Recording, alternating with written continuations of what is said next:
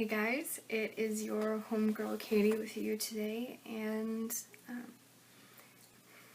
today I kind of want to talk about the subject of mental illness.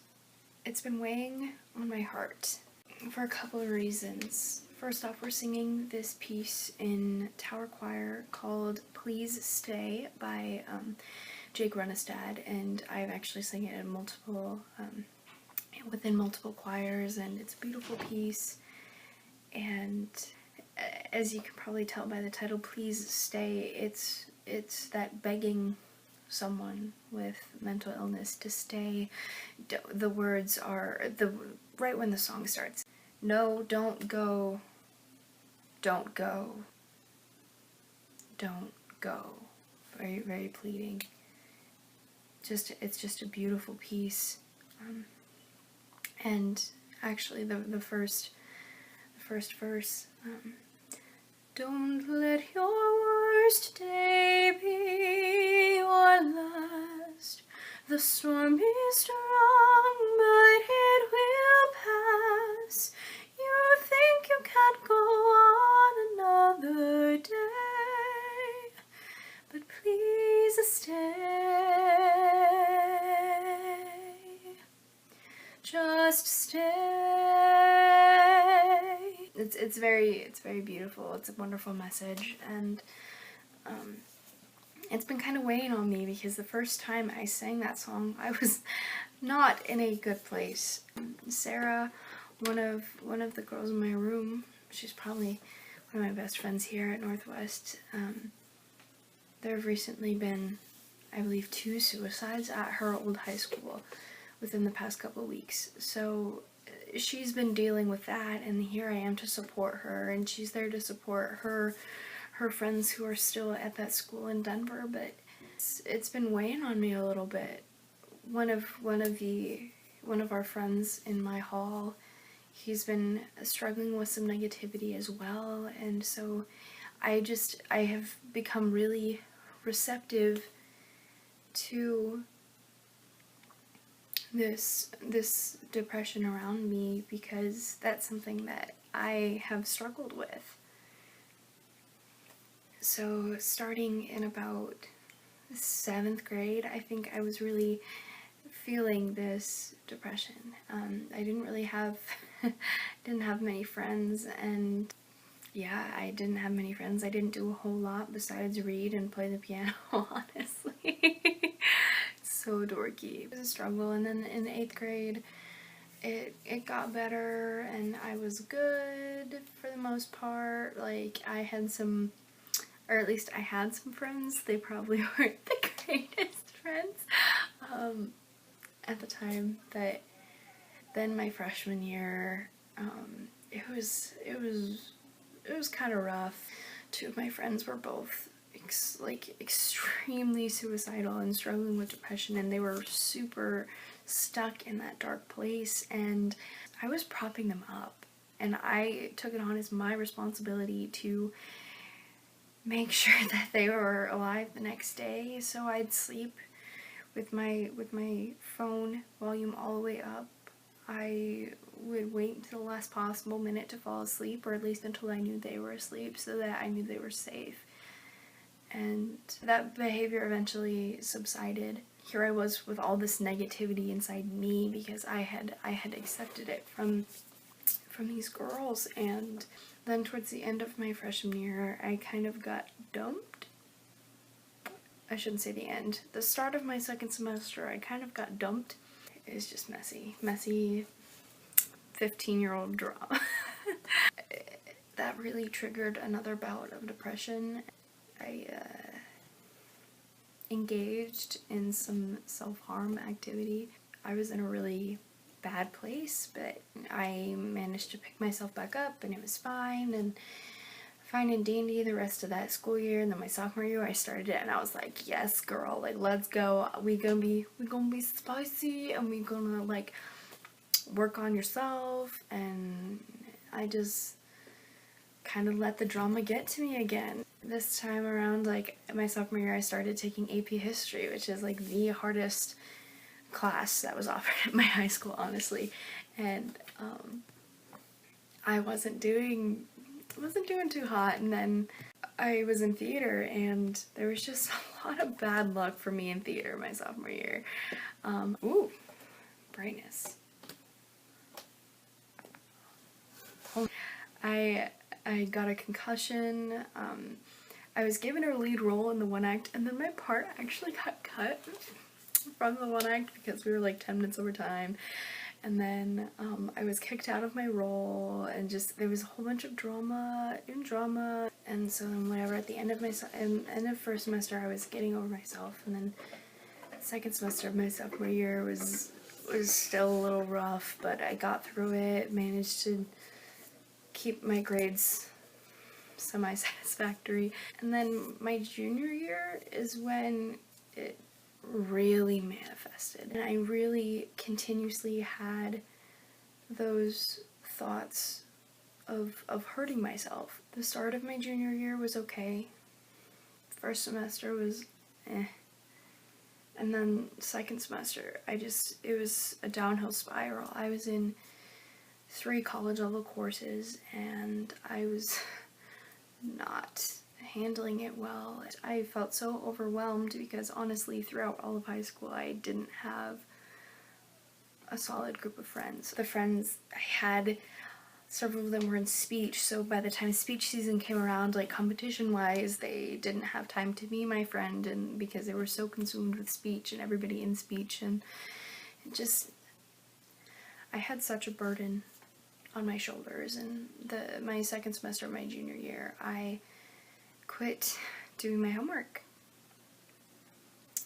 because I thought, if I'm gonna kill myself anyway, what's the point in doing my homework? So my parents would consistently sit me down when I got home from work or from practice or anything and be like, hey, like, what's the deal, yo? Like, you gotta get this done. And be like, oh, I'm working on it. I was never working on it. Never was working on it. And they'd be like, hey, like, you have to actually, like, do this stuff. And I was like, okay, I'm gonna do it. Like, just let me go to bed. Because honestly, like, that's what I did. I didn't do my homework, and so I'd go to work, and I'd go to bed. Side note, I worked at Walmart during this time, which was a very unhealthy work environment, but I'll talk about that another time. So that was contributing to my negativity. To quote Jonathan Van Ness, I was Strux to Funk. Katie, Strux to Funk, Rusk. I was Strux to Funk. It was bad. It got to the point where I got called into my guidance office because my Spanish teacher was like, you're not doing this work, like, there's something off here, you're not participating. And I was like, I'm overwhelmed. And my guidance counselor was like, yeah, obvi, like, we gotta get some stuff in place so that you can, like, not be so overwhelmed. And I was like, hey, let's do it. And then I was like, okay, I'm gonna figure out how to, like, not be so overwhelmed all the time. I was like, okay, and we had just read King Lear in AP Lit, and so we were supposed to do a paper on it, and I didn't do it. I didn't do the paper. So, talked to my teacher, I was like, hey, as you can see, I didn't do this paper. And she was like, yeah, I see that. And I was like, yeah. The thing is, I've been trying really hard not to hurt myself. So, like, we need to get a plan in place so that I can do this paper. And she's like, It's like, good talk. So, then, guess what didn't happen? This paper, right? I had made a plan to do this paper. The plan didn't happen. It didn't, like, it didn't. I made the plan. I signed it. My parents signed it. My teacher signed it. There was no follow through. Yeah, my guidance counselor called me in again. She's like, hey, like, y'all, like, made a plan to do this paper, but here you are, like, not doing this paper. And I was like, well, you see, what's the point of me doing the paper if I'm just gonna kill myself? Okay, those were not the exact words I used, because, like, Lord knows, if I would have actually used those words, I would be, like, no. Like, I would have been put in a mental hospital. But it's, like, nothing against mental hospitals. but also like, no. So she was like, hey, we're gonna reevaluate. I got some paperwork that your teachers are gonna fill out, and you're gonna talk to your mom. And I was like, really?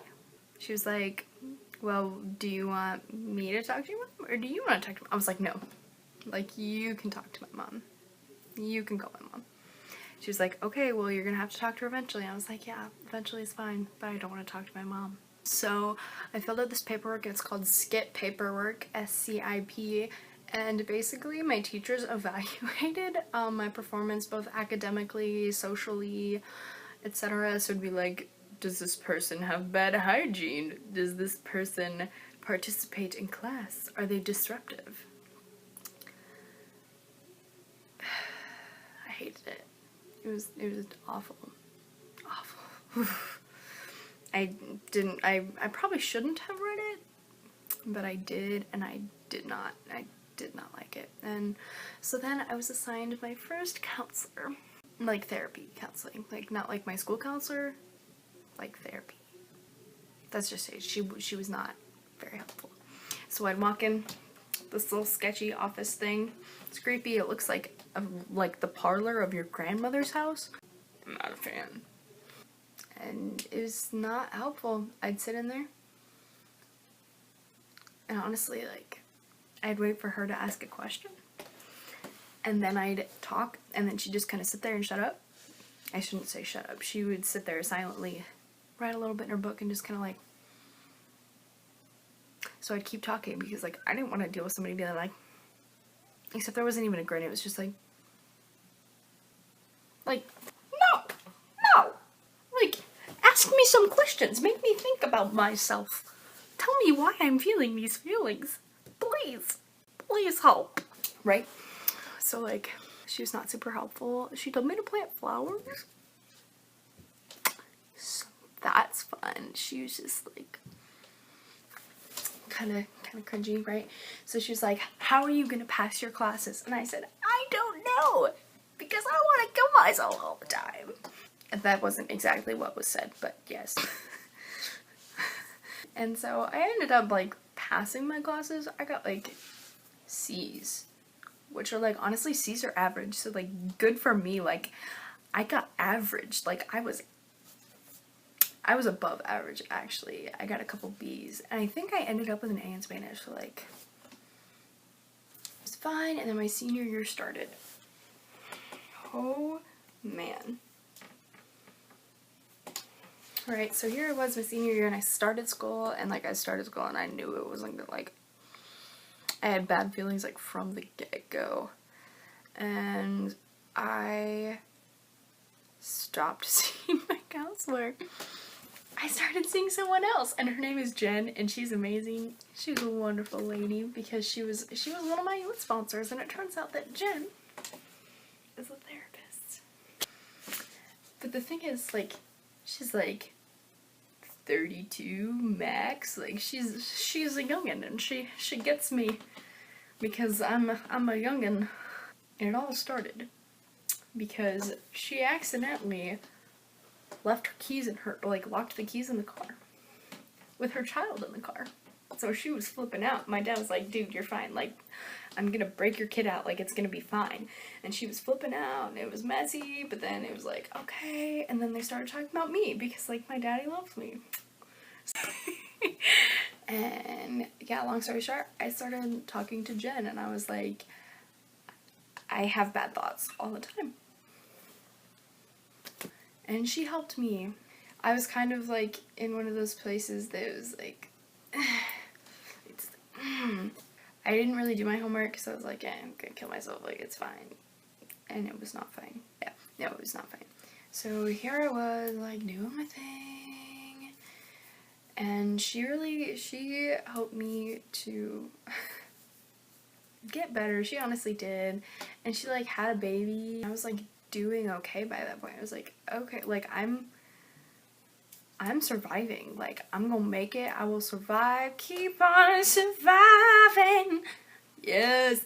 But then I started talking to this other chick really briefly who works in the same office as Jen, and it was whatever. Like, I didn't really need her. And then, like, all of a sudden, like, second semester hit, and I was like, okay, I'm freaking out a little bit, like, please help, because I was in Cinderella.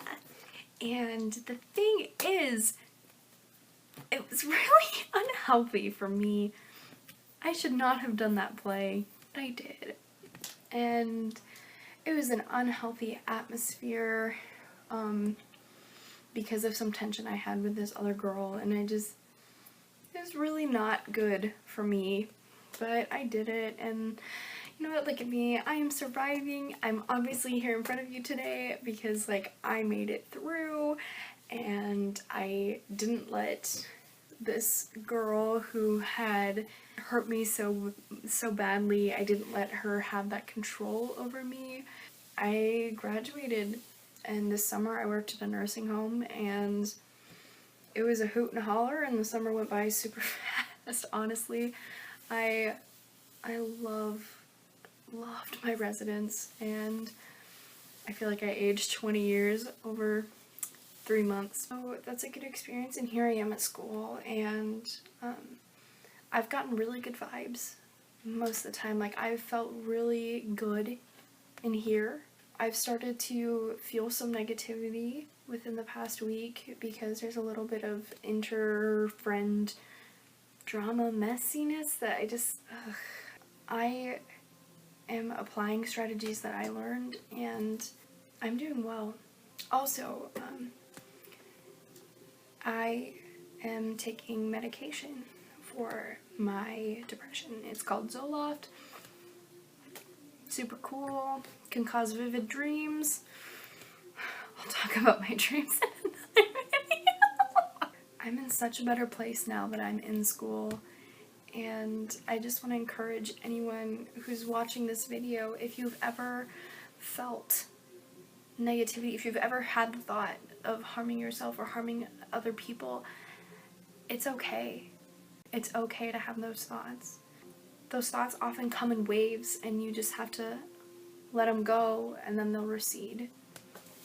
And there are so many resources out there for you, whether it's talking to a school counselor and being like, hey, I'm struggling with these thoughts. I'm not crazy. I just need to know how to get help.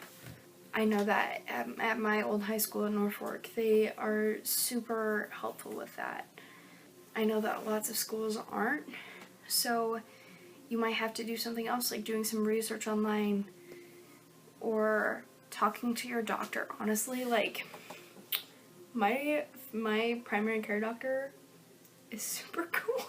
Honestly, like, she's legit. Okay, the thing is, I like to joke with her, and she doesn't really like it very much, but it gives me some entertainment. Oh, also the nurses. I like to mess around with the nurses, because they're like, when I had bronchitis, I went to a different doctor because I went to an urgent care so that I could get a steroid in my butt and, like, just, like, go, because I had an audition, and I was like, let's fix this, right? So this nurse was like, have you had thoughts of harming yourself or others? And I said, not any more than usual. and she said, should I be concerned? And my mom just looks at me, and she's like, she's already receiving treatment for it. It's fine. I was like, dang. I just wanted to have some fun with this nurse lady. I mean, come on. How many depressed teenagers does she get to deal with? I'm sorry, that's probably very insensitive, but at the same time, it makes me think of, like, this is a terrible comparison, but it makes me think of, like, saying the N-word. Like, I am obviously not a black person, so, like, there's no instance in which I should ever be saying the N-word. So it makes me think of that, like being a depressed person, like saying, like, oh, like, I felt like killing myself the other night. Like, normal people shouldn't say that, but, like, I have depression, so it's fine.